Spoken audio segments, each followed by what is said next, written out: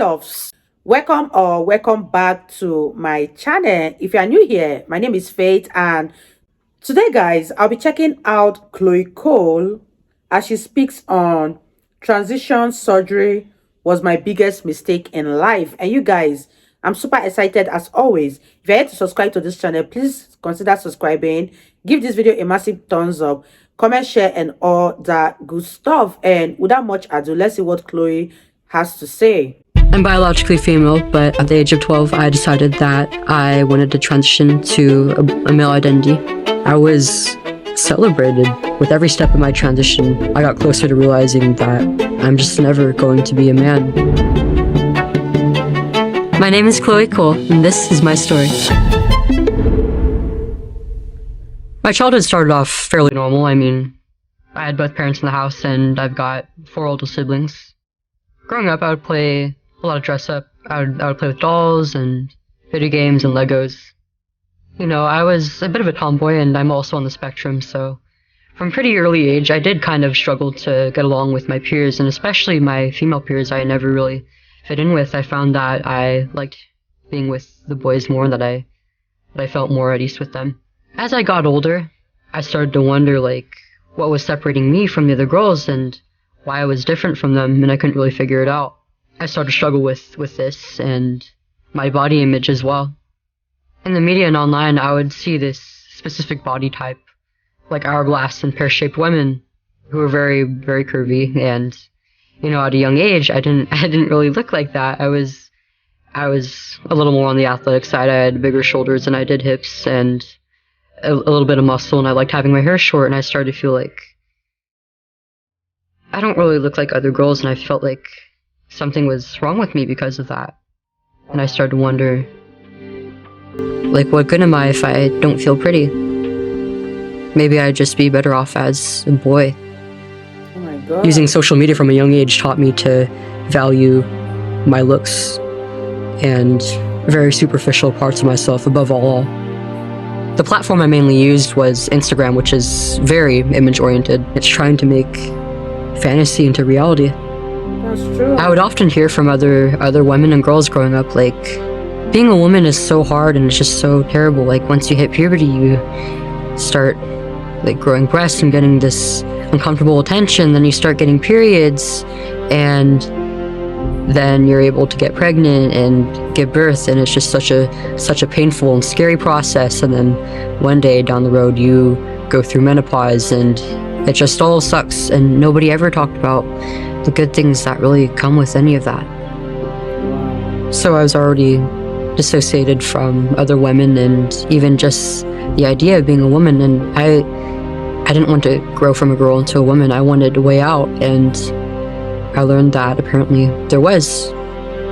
I started seeing content of people identified as lesbian, gay, bisexual, and especially transgender or as some other gender identity. And I learned that I didn't have to be a girl, that I could choose myself. And so I started to cut my hair short and wear more boys' clothing, and I started using a binder, which is a compression device that it's for the purpose of flattening the chest in women. Eventually I came out to my parents. I decided that I would write in a letter that I wanted to be referred to by a new name and as my parents' son.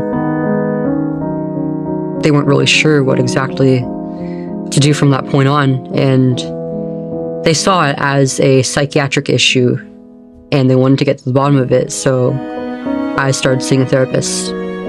Almost immediately, I was just affirmed, and that was pretty much the only course of treatment they took. The problem was, though, there wasn't really any questioning at all of how certain factors of my life would play into the development of my gender dysphoria. I remember after I got the diagnosis for gender dysphoria, I tried talking to my parents about getting on hormones, and I said that I really wanted to start medicalization. They pushed back on it. They told me that it's not going to fix my problems and that I should wait, and I just felt like they couldn't understand. The medical professionals actually had told them that transitioning was the only way that my dysphoria would resolve, and if I wasn't allowed to transition, that I would be at risk of suicide.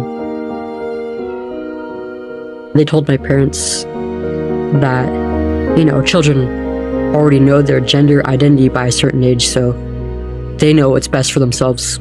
I was 15 years old at the time that I underwent the removal of my breasts. When I initially woke up from the surgery, I was actually quite happy. I went home and it felt like it was just a big step in the right direction.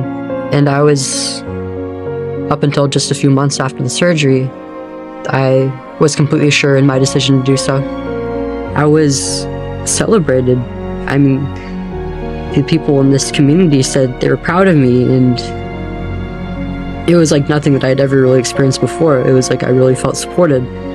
I hoped that in transitioning I would become more whole, that I would become my real self, and I genuinely believed that I was a boy. With every step of my transition, I got closer to realizing that I'm just never going to be a man. Wow. I think reality really started to set in once I was in the post-op period and I had to do my bandages and dressings and look down at what was left of my chest, and it was really quite traumatizing. It was a very gruesome period of healing. I have suffered from some complications from the surgery, and it's ongoing to this day. I started to get worse emotionally in the months afterward. I started to realize that I actually miss looking like a girl, looking pretty, and sometimes I would secretly buy makeup or dresses and just wear it in the comfort of my room or when nobody was in the house. I had a lot of shame around this because, I had been on testosterone for so long that I no longer looked like a woman. My facial features were very square, my hair was short, I had a visible Adam's apple, and now my breasts were gone, so I really felt quite trapped. The biggest catalyst leading to my detransition, I think, was a psychology class that I took in my junior year. There was a lesson on child development and maternity and the role that physical affection from a mother and breastfeeding play in a child's later emotional, social, and cognitive development.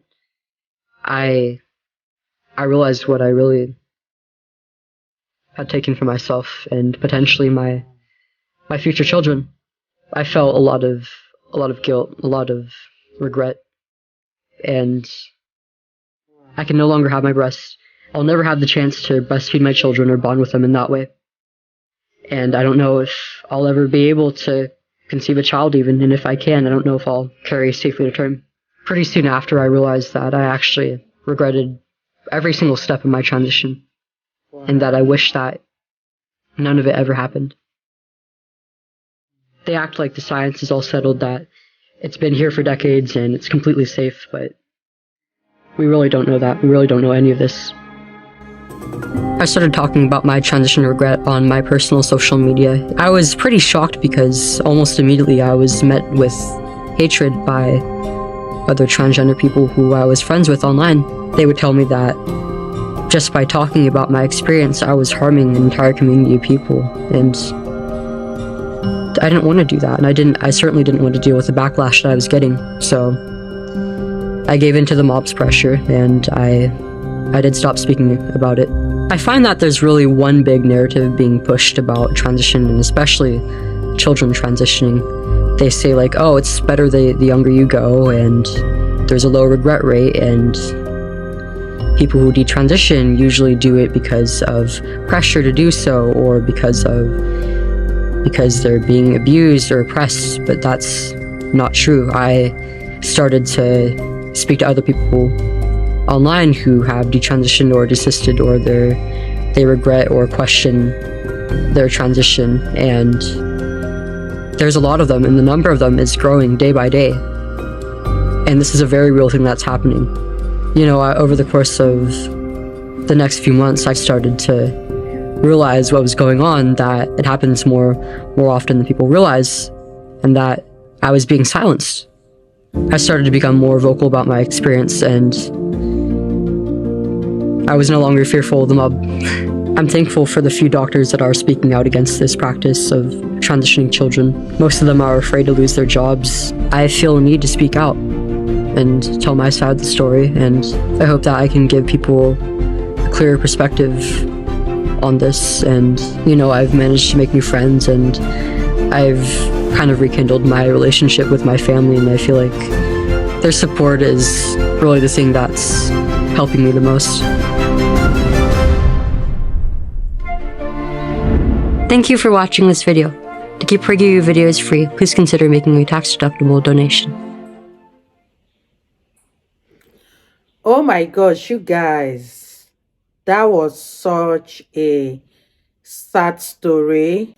To think that the decision she took as a child has finally come to hurt her in her adult age is so mind-boggling. I feel so sorry for her because this was such a deep and sad story. And let me know what you guys think about this whole gender transitioning. Do you think that it comes with a regret later, or she's just going overboard? You guys, I totally had fun reacting to this video. If you enjoyed watching, give this video a massive thumbs up, comment, share, and all that good stuff. And this is me officially signing out. I'll see you guys in my next video. Bye, guys.